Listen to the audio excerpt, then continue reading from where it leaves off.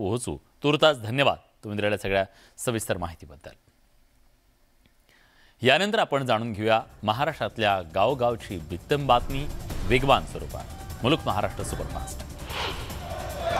मुंबईत बेस्टच्या 18 आगारातील कंत्राटी कर्मचाऱ्यांच्या संपाचा चौथा दिवस। अनेक बस फेऱ्या रद्द झाल्याने प्रवाशांचे प्रचंड हाल होत आहेत। दरम्यान प्रवाशांच्या सोयीसाठी काही मार्गावर एसटी बसेस चालवण्यात आल्या।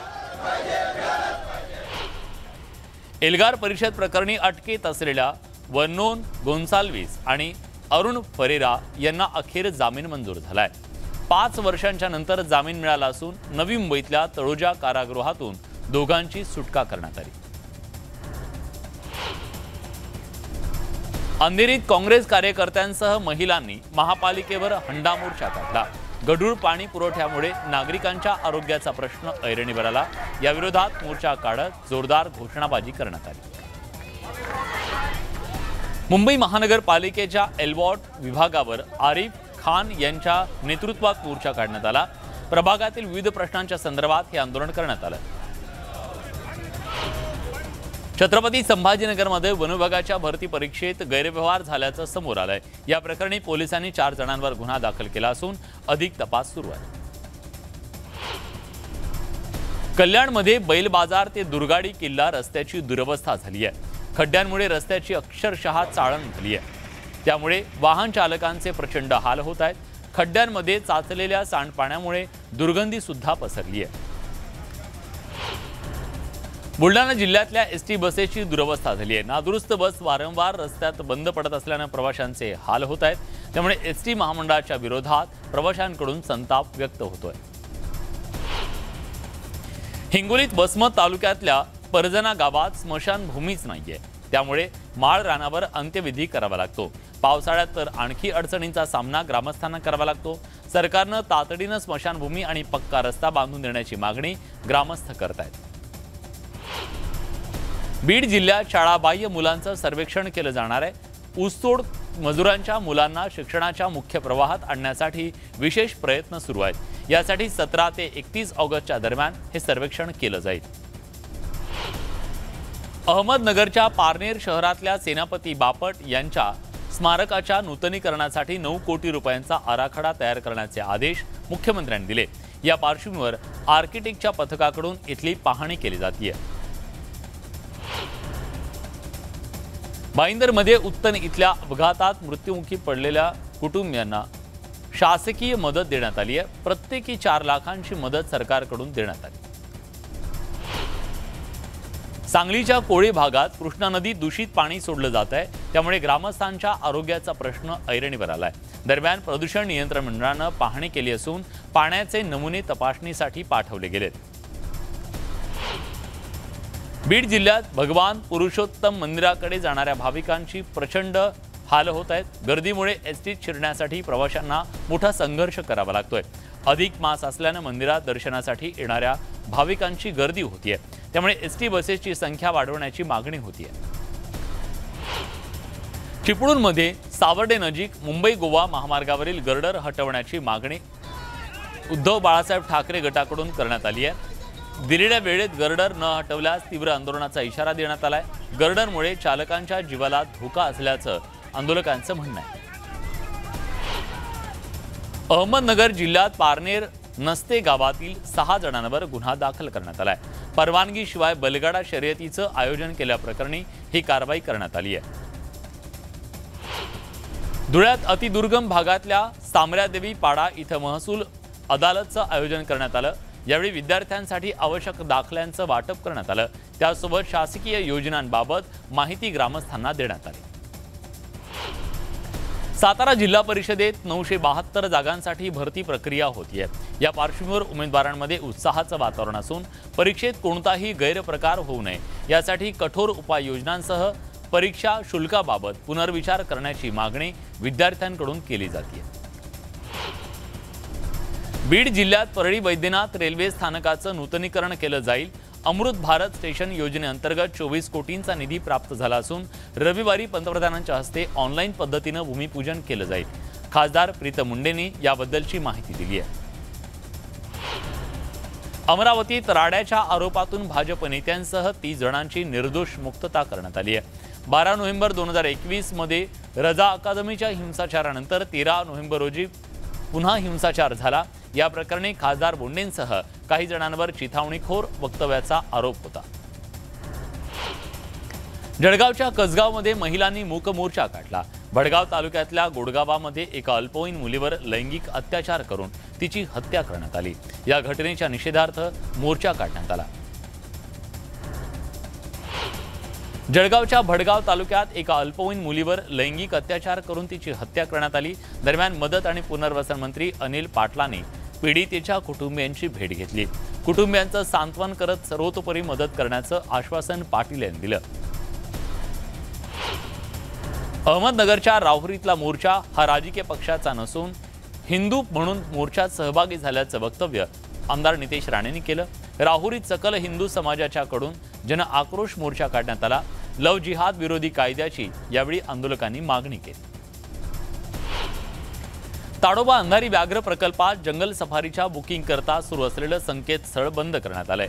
17 ऑगस्ट पासून www.mytadoba.mahaforest या एकमेव संकेतस्थळावर बुकिंग करता येणार आहे. यवतमाळच्या पुसदमधील वृद्ध कलावंतांवर उपासमारीची वेळ आली आहे. गावागावात जाऊन भजन कीर्तनाच्या माध्यमातून विविध प्रश्नांबाबत हे कलावंत जनजागृती करतात. दरम्यान सरकारकडून अशा वृद्ध कलावंतांना 2250 रुपये मानधन दिलं जातं. मात्र गेल्या काही दिवसांपासून मानधन मिळत नसल्याची तक्रार केली जाते.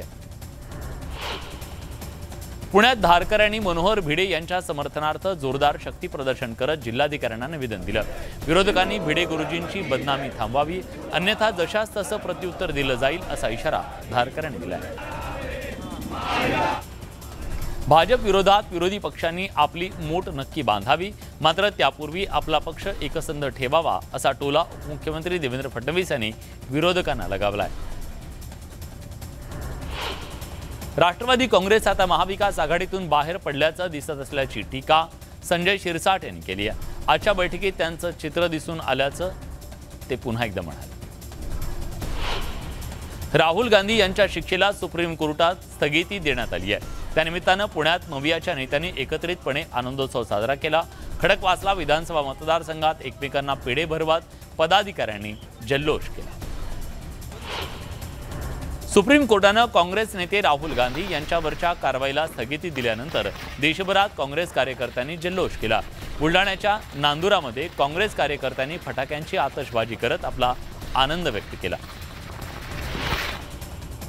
अहमदनगर जिल्ह्यातल्या भंडारदरा धरण परिसरातील रस्त्याच्या अर्धवट कामामुळे बसचा अपघात झालाय. सुदैवानं बस रस्त्याच्या कडेलगत अडकली, त्यामुळे मोठा अपघात टळला. बसमधील सर्व विद्यार्थ्यांची सुखरूप सुटका करण्यात आली आहे. भाईंदर पूर्वेकडच्या नवघर रोड परिसरात रस्त्यावर उभ्या बाईकनं अचानक पेट घेतला. सुदैवानं या जीवितहानी झाली नाहीये, पण बाईक मात्र जळून खाक झाली आहे. आगीचं कारण अस्पष्ट आहे.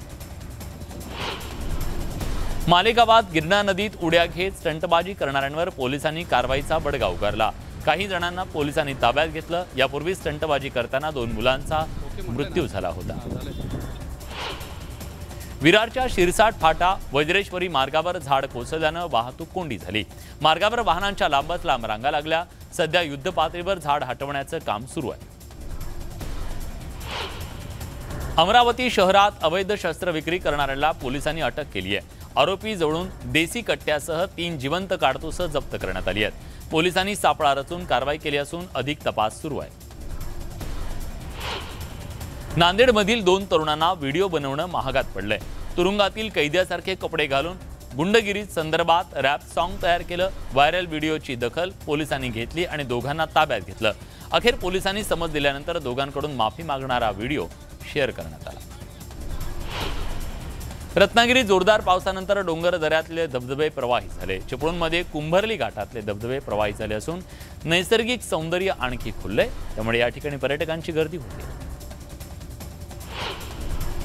मावळमध्ये कुंडमळा परिसरात बंदी असताना सुद्धा पर्यटक गर्दी करत आहेत. सेल्फीच्या नादात यापूर्वी काही जणांचा मृत्यू झाला, त्यामुळे सुरक्षेच्या दृष्टिकोनातून पर्यटकांना या ठिकाणी बंदी घालण्यात आली.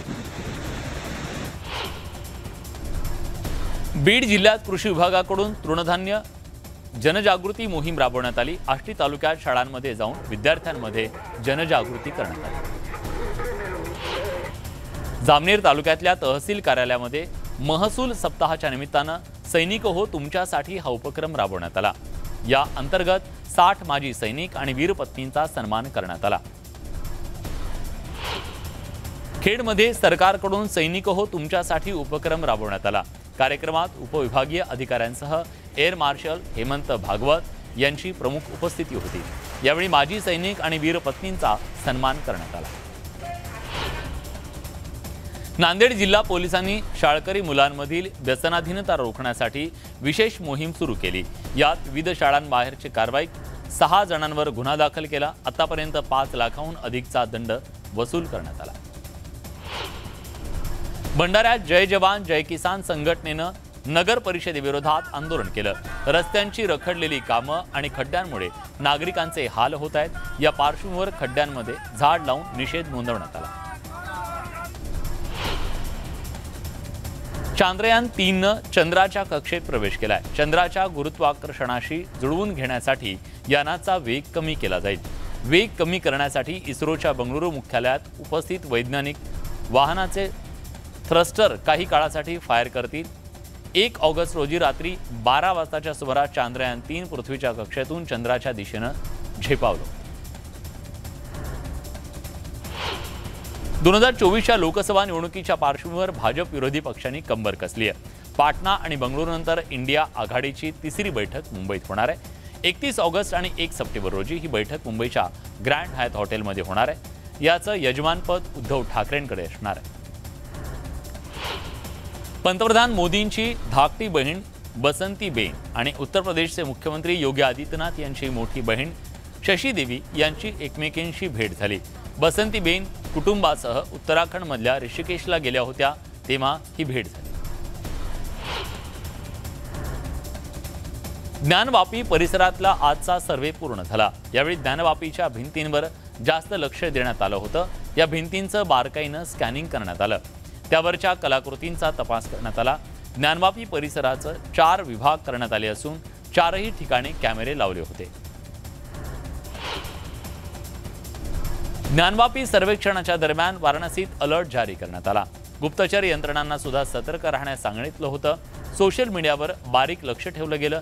ज्ञानवापीच्या बाहेर 4 स्तरीय सुरक्षा तैनात करण्यात आली होती।